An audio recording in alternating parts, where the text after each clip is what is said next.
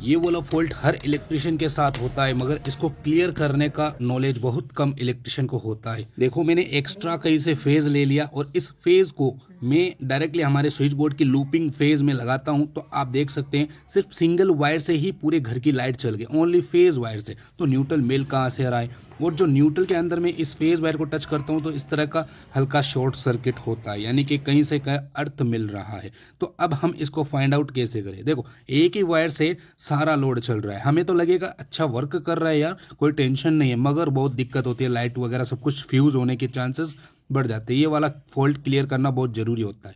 तो देख सकते हैं मैं किस तरह से फिटिंग करता हूँ। जैसे कि आप देख सकते हैं एक होल्डर का न्यूट्रल है, ठीक है, होल्डर से आता है अलग से, और एक आता है एमसीबी बॉक्स से न्यूट्रल, और एक आता है सारी जो लाइट है इन सभी का एक न्यूट्रल मैं उतारता हूँ। तो देखो होल्डर के न्यूट्रल में तो कोई फॉल्ट नहीं आ रहा, और एमसीबी बॉक्स वाले न्यूट्रल में कोई फॉल्ट नहीं आ रहा, इसमें फेज आ रहा है, देखो आप खुद देख सकते हैं। मगर जितने भी हमारी लाइट है उन सभी का एक न्यूट्रल बनाया है, उसमें फॉल्ट आ रहा है।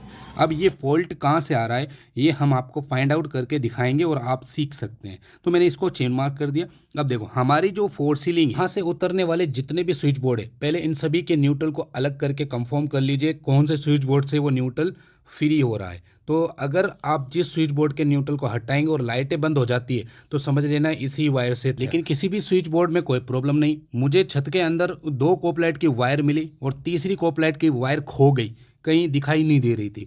बहुत कोशिश करने के बाद भी मुझे वो कोपलाइट नज़र नहीं आई। मुझे लगता है वही वायर पत्तियों के टच हो गया और पत्तियों से उसको न्यूट्रल मिल रहा है। देखो इस तरीके से ये तार होते हैं सब ग्राउंड हो जाते हैं छत के अंदर सरियों के माध्यम से।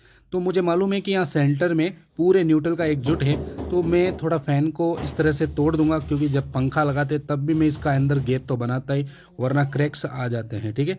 तो इस तरह का मैंने गैप बना दिया, और अब देखो ये पाइप में खींचता हूँ ना तो देखो फॉल्ट क्लियर ही हो जाता है, यानी कि कहीं ना कहीं पत्ती के अंदर वो वायर टच हो गया था।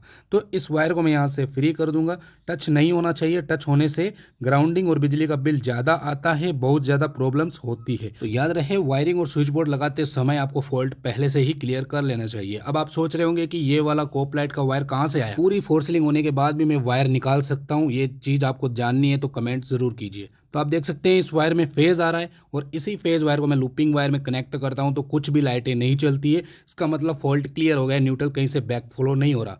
देख सकते हैं अभी ब्लू कलर के अंदर में मैं टच कर रहा हूं तो कोई भी करंट फ्लो नहीं हो रहा है, शॉर्ट सर्किट नहीं हो रहा।